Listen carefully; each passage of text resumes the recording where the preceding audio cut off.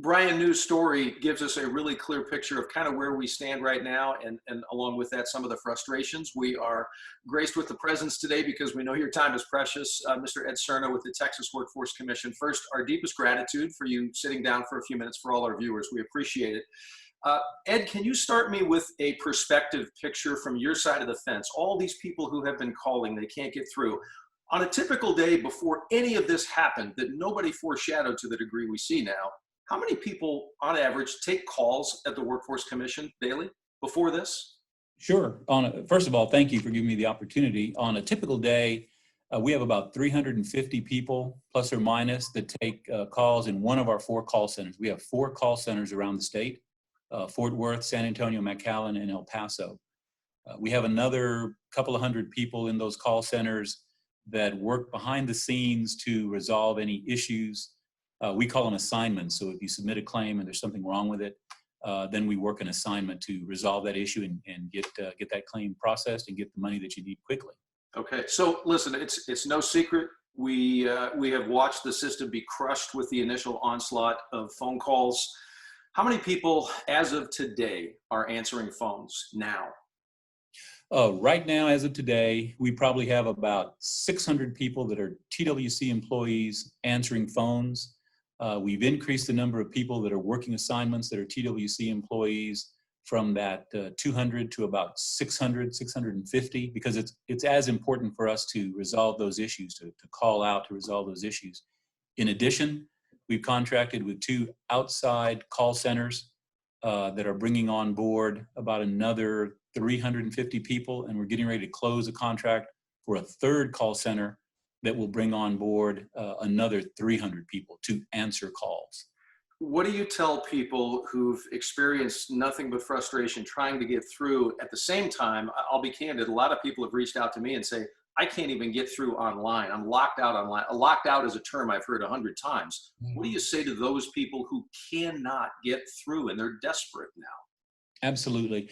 The frustrating thing is the people that are locked out online, a lot of that has to do with either a PIN or a password, and those are security measures that we have because we take the data that we have of the individuals, this information we have, very seriously. We're trying to work through those issues very quickly. We're trying to call you so we can resolve those issues and not have you call the call center. With regard to the people that are just getting frustrated because they have tried time and time again to get into the call center, a lot of people are making it into the call center. I would appeal 2 things if I can. First of all, I know it's hard to resist, but try not to robocall. You know, people that just dial and dial and dial and dial and dial.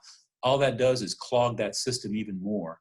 I know it's hard. I've done it before when I've called to try to order something or to do something on the phone. But 1, try not to do that. And then 2, if at all possible, we did issue, and it's on our website, a request. It's not mandatory, it's a request for individuals to call in per a schedule that we've established based on the first digit of your area code. And the way we worked it out is we divided the area codes out by those first digits, and it's about 1/4 of Texas for each of those periods of time. If you will help us voluntarily doing that, then we can begin to bring that volume down, make it manageable, and open up the lines for everybody.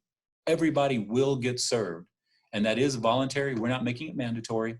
So if you call on a day or a time that's not your time slot, don't worry about it. We're not going to deny you or not take your call. But it would help us bring that volume down. The volume is just, I can't even express how high it is. On March 26th, we had 1.7 million calls. And on average, our call centers receive probably about, during this period of time, we're receiving probably about 800,000 plus calls a day.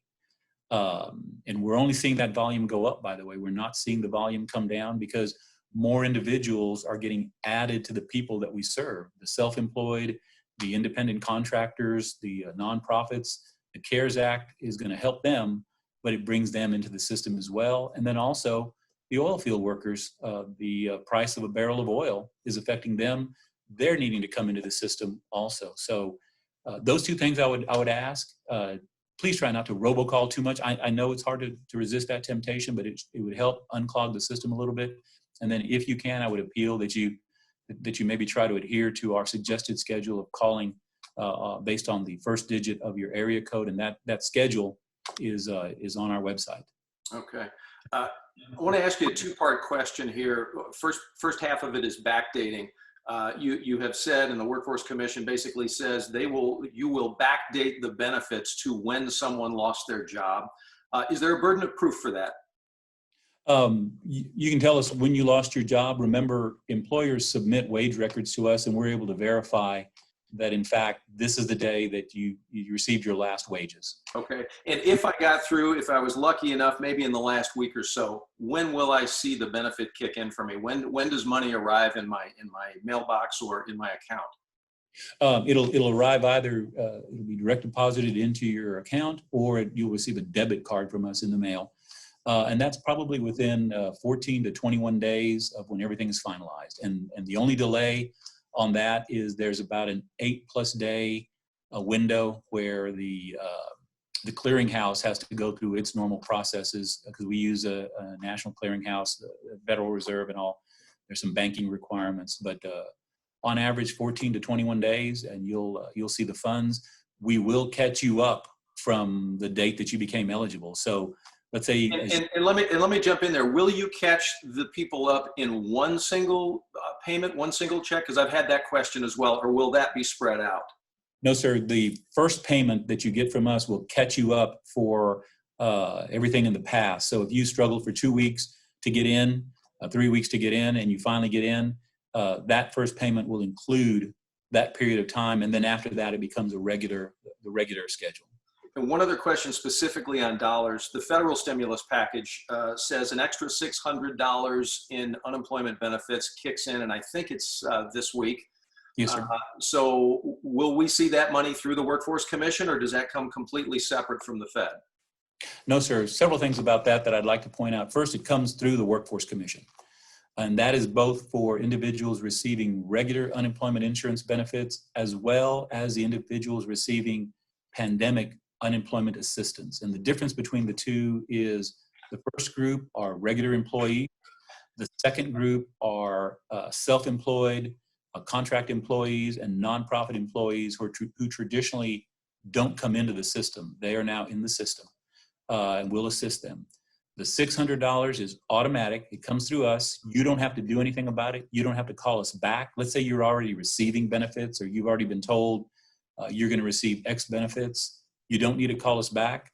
You're going to get that $600 automatically, and it will go back to an effective date. And the effective date that we're using is, I think it's April the 4th. And that's because the monies became available to us after we signed our agreement with the Department of Labor after the CARES Act went into effect. And we executed that agreement on the Saturday after the CARES Act was signed. And April 4th is the first day they were available to, well, not available to us, but available to us. We'll be paying those out starting this coming 12th, on the 12th. I'd like to share a couple of questions with you from some of our Facebook viewers. They've had so many. First question I'd like to share with you is from Eva. Mm-hmm. And as a little recollection, she asks, can she request money on the phone on a day other than a Monday? And do I get back payments of the weeks that I have missed? Okay, so second part of that first, yes, you'll get back payments, Eva, for the dates that you've missed. That's the part that I was talking about. We will make you whole. The second thing that I think Eva is referring to is when we send the notification out that says your claim was successful and call back or contact us to request payment. We put a day there, Sunday, Monday, Tuesday, or Wednesday, and we need that individual to call on Sunday, Monday, Tuesday, or Wednesday. If they can't, Thursday, Friday, and Saturday are open days, and if you can't make it on Monday, then just call us on Thursday, Friday, or Saturday. And we'll process that payment and get the money to you. So you can call in a day other than Monday, and those open days are Thursday, Friday, and Saturday. Another Facebook question, Mr. Serna, and this one's from Kathy. and recollection here. She says, why don't we have them working, and I'm presuming she means call takers here, Right. all hours, kind of like she's asking, 24 hours day and night instead of 8 to 5 Monday through Friday. And maybe there's an assumption being made. Maybe you've already made some changes. So this question again from Kathy. Right. We have made changes, Kathy. First of all, I appreciate the question. We've asked it as well. I've asked it as well. We have made changes. When we first started this, we were naturally before the emergency 8 to 5, Monday through Friday. We immediately expanded our hours 8 to 6, Monday through Friday, and we were open Saturday from 8 to 5. Effective tomorrow, we are going to be open 7 a.m. to 7 p.m., 7 days a week, with the exception of this Sunday, which is Easter Sunday. And that's because I'm very much about wanting our staff to enjoy Easter Sunday with their family as best they can, given all the restrictions that are on us about gatherings. But we will be open Saturday, this coming Saturday. And then starting Monday, we'll be open 7 days a week. So we are 7 a.m. to 7 p.m. by 7. The reason we can't go 7 by 24 is because, unfortunately, and I take a sigh, we are using an old computer system. This computer system was built in the 1990s. It has been modified and updated, but it is still an old computer system. And for those of y'all that know technology, it's running on a mainframe computer. It is very solid, but we are in the middle of just finishing negotiations to begin replacement of that system. It's about a 2 to 3 year process. This is a massive system, and it's a major replacement. We've had to suspend that to focus on this emergency. That system, by its nature, needs to sort of shut down and reconcile all of its records. It doesn't turn off. It needs to reconcile all the records, do all the mailings, prepare all the mailings, get everything ready for the next workday. And there's a window. It's called a maintenance window, though they're not working on it. That it has to be unavailable for use so that it can reconcile its records and do everything it needs to do to be ready for the next day. We're going to see how far we can push that out. Right now, we pushed it 7 a.m. to 7 p.m. We're going to continue to see if we can push it out to maybe 8 p.m., 9 p.m. The one thing that we don't want to do is push it so far that we end up disrupting its ability to be prepared the next day, and then that's even more catastrophic for us. But we're going to continue, Kathy, to figure out ways to serve you expanded hours on the phone. Now, keep in mind, our computer systems are 7 by 24, and what basically happens there is those systems batch all that work, and then they kind of ship it off to the computer in the morning when it's back available. So, and on that note, if I just may revisit, just for a piece of clarity, with the PINs and the passwords, if I'm locked out, what's my key to rectifying that? Just in a nutshell, how do I fix that if I'm locked out? The hardest thing is, of course, getting into us to fix that. So the way we're resolving it is we will be reaching out to you. We're setting up a team of individuals. And by the way, we've got some of our own staff doing that. I've done a little bit of that. The staff that's working immediately for me have done a little bit of that. When I say a little bit, there's other things that we do. But we've got some dedicated people that are going to be reaching out to help resolve that. We've got some volunteers from other state agencies as well as the legislature that are going to be help us reaching out to solve those assignments. And that's some of those people that I talked about that are behind the scenes working the assignments. So we're going to reach out to you. We're also seeing if there are ways that we can just address those problems through automation, through technology, and say, okay, I'm going to reset it to this, and then send out a notice saying we're resetting it to that. So you can try to call us, but you could also wait for us to reach out to you. It's okay if you try to call us. It's okay if you try to get that thing set up. But we're gonna get through that with you and get it resolved as quickly as we can. And last couple of questions. The second to last here is kind of a two-parter, but those who've applied earlier and maybe have been denied, and at the same time, those who may have been on unemployment and may be close to exhausting or they've already exhausted their 26 weeks. What about those people right now? Sure. Let me talk about the second set, those that are about to exhaust or that have exhausted. The CARES Act provides for an additional 13 weeks of assistance, and you don't have to have lost your job because of COVID-19. If you've exhausted your 26 weeks and you still need assistance, contact us. We'll probably be contacting you, as a matter of fact. We know we know who those individuals are. We'll contact them. and they'll get the expanded 13 weeks. On top of that, they will receive the extra $600 automatically. With regard to the first question, someone who's already been denied, you submitted an application, you got in, you were told, you received a notice from us saying that, your benefit is zero or you're ineligible. We're going to be reaching out to you as well, because a lot of times in a lot of those cases, you were a contractor or a self-employed individual, and you just submitted a little bit earlier than our system was ready to receive that message. And the original default is, remember, you weren't eligible for unemployment insurance benefits, so the default was you're ineligible. What we're going to do, and we know that there's about 90,000 of those individuals right now, we're going to be sending messages to you with instructions. You don't have to try to call us. We're going to reach out to you. If you're an individual who was not a self-employed or a contract employee and you were told you were ineligible for benefits, you should still reapply, because April 1st, we entered a new quarter. So I'm not going to try to get too technical, but the base period that we use to calculate your wages shifted over by 1 quarter, and now you may have enough wages to be eligible. We would encourage you to try to contact us. We're going to try to reach out to you as well. But if you want, you can try to contact us or do that online. And again, for you all as well, that will include the $600, the extra $600 also, and you don't have to do anything for the extra $600.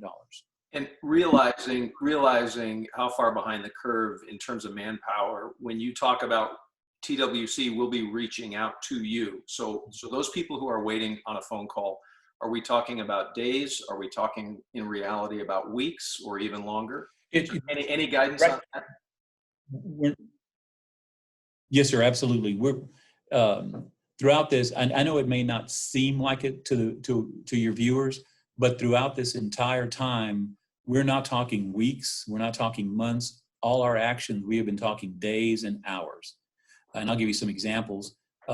When we executed a contract for their first call center, we did that in 3 days, from the time we contacted the call center to the time we executed the contract and said, okay, you're good to go. Our normal training for someone working a call center is 3 weeks plus someone looking over your shoulder for a whole week. We've accelerated that to 3 days with a half a day somebody looking over your shoulder. So even in us reaching out to you, we're talking about doing that here in days. Weeks is a long time for someone who's waiting for a lifeline, and we recognize that what we're doing is not just giving you money, but we're helping you with a lifeline. We're helping our neighbors, our fellow Texans, with a lifeline. So it should be within days. We have groups of people that we're bringing on board right now, going to be providing some training on Monday and Tuesday, and then having them start make outbound calls to get that stuff done. Last question.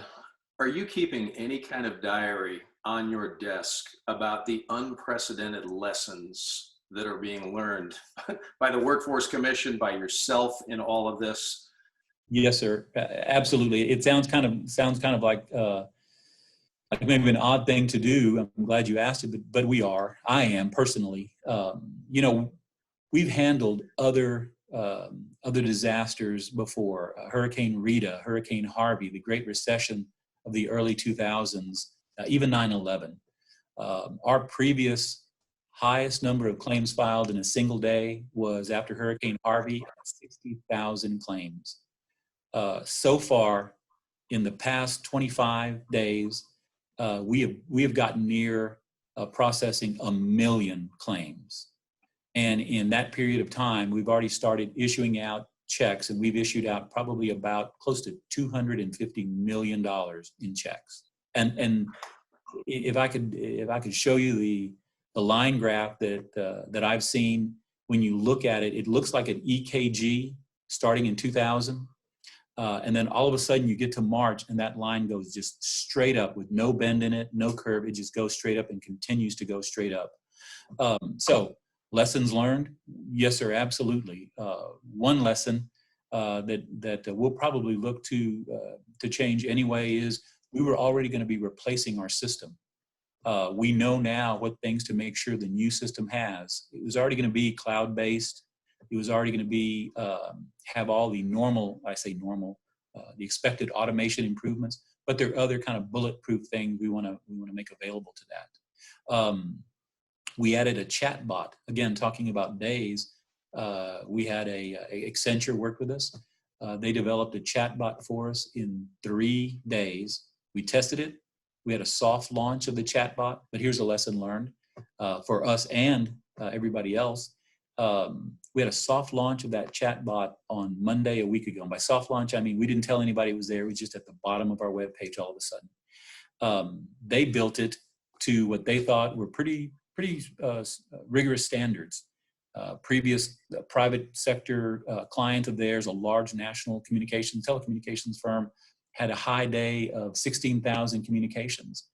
In 5.5 hours, that chatbot, our chatbot, had already had an interaction of about 37,000 communications. It was set for to be able to have 2,000 concurrent users. In an hour and a half, it had 6,000 concurrent users.